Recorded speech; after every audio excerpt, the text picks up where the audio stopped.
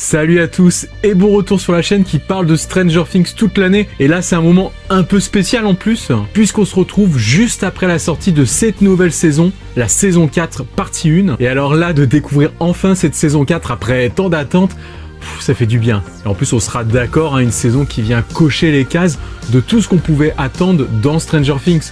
Vous l'avez compris, pour moi déjà c'est une totale réussite cette saison 4. Enfin, on va quand même attendre de voir la fin, qu'on aura le mois prochain. Mais avec tout ce qu'on a là, déjà, on peut se dire waouh. Plus que jamais, on en a pris plein la tête. Dans cette saison, en plus, on a une sorte de retour aux sources de la licence. Donc, je pense que pour tout bon fan de la série, ça fait plaisir. Dans cette saison 4, il y a plein de révélations, des choses dont j'aurais presque envie de hurler maintenant. Mais on va essayer de se structurer un petit peu. Je vais déjà vous donner un avis général. Puis après, on va un petit peu analyser tout ça. Bref, cette vidéo est faite pour ceux qui ont vu la saison 4 partie 1. Surtout, ne regardez pas cette vidéo avant, parce que sinon, ça risque de vous spoiler et ce serait vraiment du gâchis. Regardez les 7 épisodes avant de voir cette vidéo. Et sinon, pour vous, les autres qui ont déjà terminé ces 7 épisodes, c'est parti, on en parle maintenant.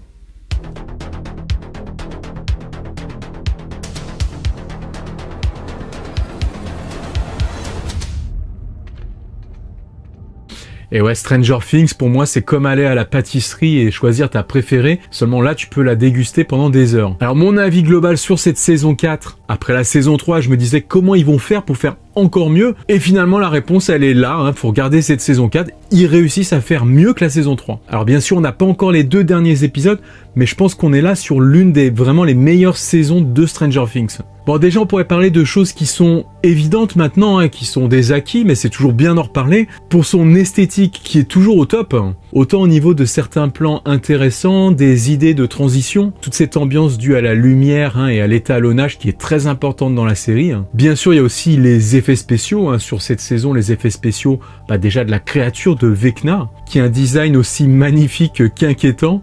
Moi, j'adore quand elle a ces tentacules là qui viennent se connecter derrière elle. Aussi par rapport à ses victimes, la façon dont ils meurent, c'est très esthétique et horrifique à la fois, des sortes de pantins désarticulés, jusqu'à leur visage qui se déforme dans une sorte d'ultime cri. Et puis après, lorsqu'on les voit comme scellés aux poutres de la maison, voilà, en tout cas, toute cette ambiance visuelle, ça contribue grandement à la réussite de cette saison. On sait quand même que c'est quelque chose que les frères Duffer et leur équipe maîtrisent parfaitement, on l'a vu dans les saisons précédentes, c'était déjà les points forts. Donc là finalement ils font que confirmer, mais c'est toujours bien d'en parler parce que c'est toujours des exploits visuels. Pareil aussi au niveau de la maison des Krill, c'est vraiment des choses qui nous en mettent plein les yeux. Et aussi bien sûr tout cet ADN autour des années 80, donc tous les décors de cette époque qui sont toujours très respectés, et un détail tout particulier au niveau des costumes, des goûts vestimentaires de chacun, ancré vraiment dans cette époque. La série n'a pas perdu de sa superbe dans son style 80 movie. Comme d'hab, c'est très référencé sur des films de cette époque.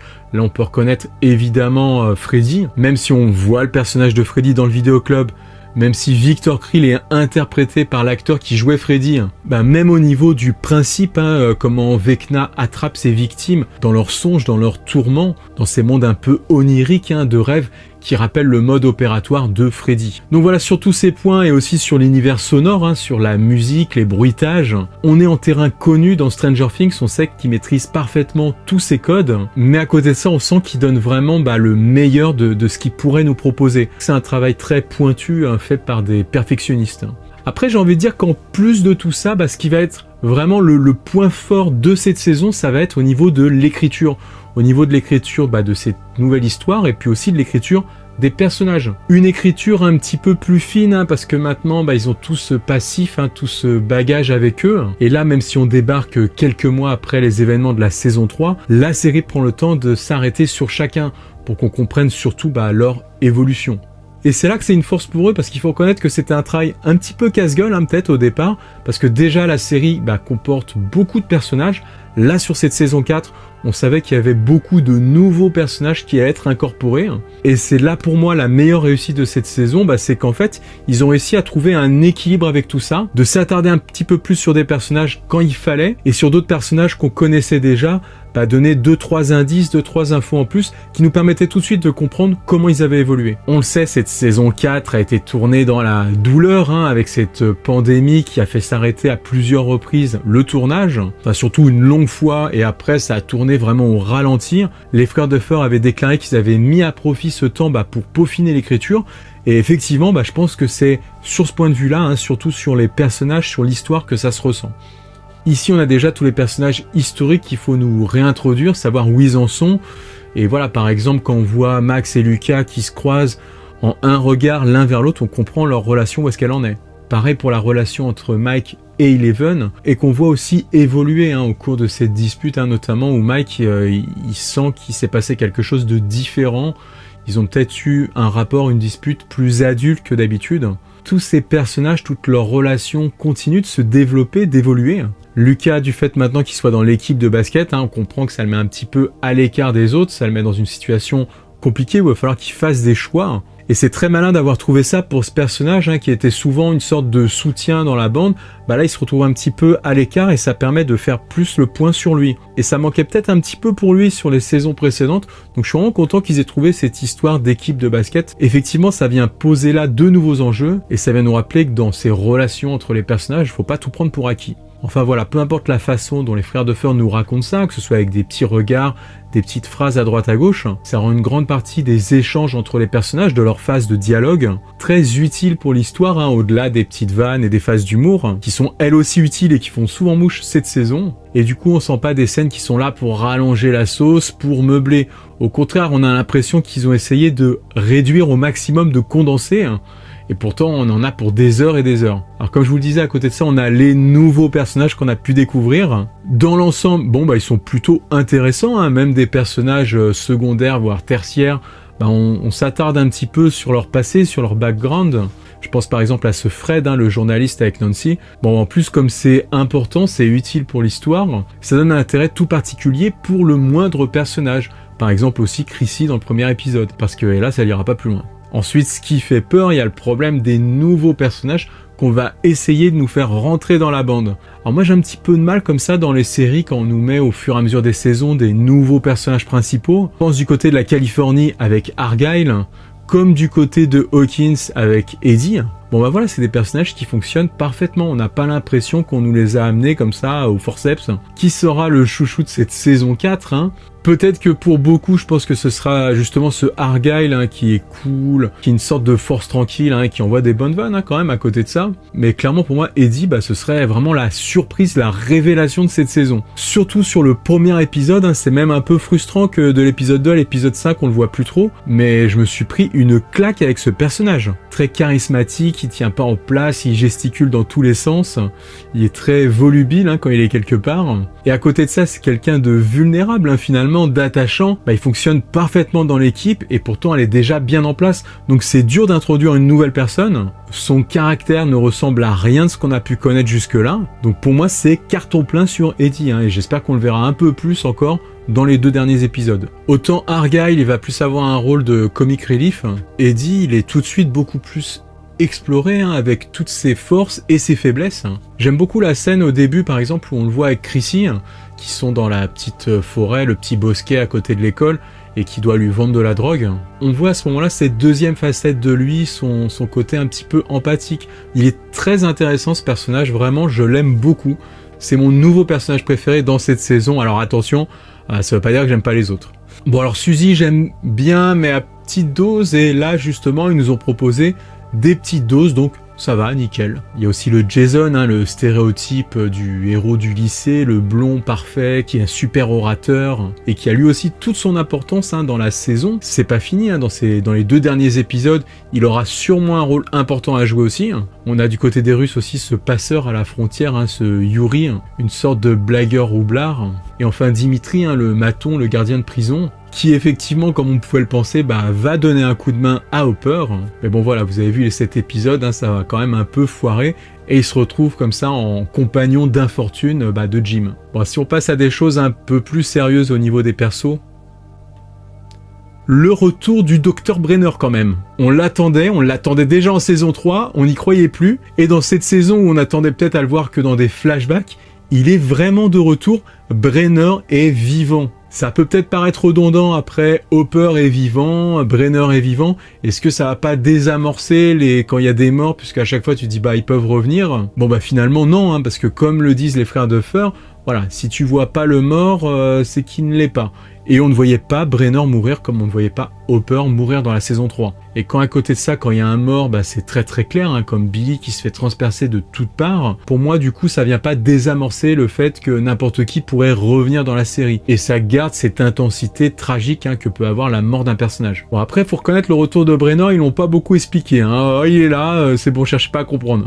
Bon, bah il a échappé à la créature qui lui avait sauté dessus dans la saison 1. Après, je sais pas, voilà, tant qu'à y être, à vraiment pas revenir là-dessus pourquoi il a survécu, bah j'aurais peut-être fait genre visuellement, genre lui mettre une grosse balafre sur le visage et tu te dis ah bah ouais, il s'était fait attaquer, il en a gardé des grosses séquelles mais finalement il avait survécu. En fait là non, il arrive nickel dans son nouveau laboratoire flambant neuf, le Hawkins Lab 2.0. Pareil pour Hopper, c'est vrai que la révélation comment il a fait pour survivre à l'explosion, c'était pas mal. Si on avait pu avoir des théories légitime, j'ai envie de dire, genre il va se jeter dans le portail puisqu'on le voit, il le regarde, c'est sa seule alternative. On le voit d'ailleurs là, on voit la suite de la scène, on le voit courir, prendre son élan. Moi je me disais ça, on va le voir, il va sauter dans le portail et qu'est-ce qui va se passer par la suite pour qu'il se retrouve avec les Russes. En fait, c'est presque comme un gros troll, non, il va tomber en contrebas devant et il se fait récupérer par contre par les Russes. Ce qui est pas plus mal, parce que s'il avait sauté dans l'Upside Down, comment ça aurait justifié qu'après il y ait survécu déjà et qu'il soit retrouvé chez les Russes. Donc voilà, là les showrunners ils ont préféré la jouer simple, efficace. Alors du coup pour le retour de Brenner, il rend presque le retour aussi du Dr Owens anecdotique finalement, puisqu'il n'est là un peu que pour accompagner Eleven jusqu'à Brenner, et puis finalement il chapeaute un petit peu tout ce projet Nina ensemble, mais on sent que c'est Brenner qui a la main dessus. Du coup pour Eleven à cette saison c'est quasiment un retour à la case départ. Elle se retrouve dans ce labo secret avec Brenner avec la tête rasée. En allant par là, cette saison est aussi la saison des révélations. On en apprend beaucoup plus d'un coup sur tous ces cobayes qui étaient au Hawkins Lab, énormément plus. Bien sûr, j'ai parlé du numéro 1 de Number One, mais aussi tous ses frères et sœurs qui ont été les cobayes du Hawkins Lab. Et alors là, pour tout ce qui est l'univers étendu des livres et des comics, c'est la cata, c'est le château de cartes qui s'effondre, puisque finalement la série ne s'oblige pas des continuités avec tous ces médias par rapport aux personnages cobayes. Et finalement, c'est bien mieux comme ça. L'univers étendu, c'est là pour nous proposer quelque chose de parallèle. Mais du coup maintenant c'est encore un peu plus sûr que c'est pas vraiment canon à la série. Bon bref, je m'égare un peu, mais alors on parlait d'Eleven. Pour elle c'est une saison où c'est vraiment donc un retour aux sources, comme je disais, mais un retour aussi dans ses souvenirs, dans ce passé du Hawkins Lab. Ça nous apprend des nouvelles choses sur la façon dont elle vivait là-bas. Apparemment le pouvoir de télékinésie, il semble que c'était la base dans le Hawkins Lab, c'était ton billet d'entrée. Ils n'ont pas choisi de faire comme avec le numéro 8, Kali, des pouvoirs différents sur chacun, mais ils ont tous déjà ces pouvoirs de base. Notamment ce pouvoir qu'ils auraient en commun à un degré plus ou moins différent. Si c'est une saison qui est assez sombre, elle l'est surtout pour Eleven, parce que quand on la voit au lycée, c'est quelqu'un qui se fait harceler, qui se fait lyncher.